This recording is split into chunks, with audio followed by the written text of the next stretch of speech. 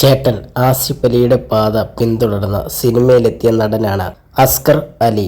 വളരെ കുറച്ച് സിനിമകളിൽ മാത്രമാണ് അസ്കർ അലി അഭിനയിച്ചിട്ടുള്ളൂ. സംഭവം അധ്യായം 1 എന്ന ചിത്രത്തിലൂടെ അസ്കർ വീണ്ടും പ്രേക്ഷകർക്ക് മുന്നിലെത്തുകയാണ്. ആസിഫ് അലിയുടെ അനിയനായതുകൊണ്ട് സിനിമയിൽ തനിക്ക് ഗുണമുണ്ടെന്ന് പറയുകയാണ് അസ്കർ. മാതൃഭൂമിക്ക് നൽകിയ അഭിമുഖത്തിൽ സംസാരിക്കുകയായിരുന്നു താരം. ആസിഫ് അലിയുടെ അനിയൻ എന്നത് വ്യക്തി ജീവിതത്തിൽ ഭയങ്കര ഗുണമാണ്.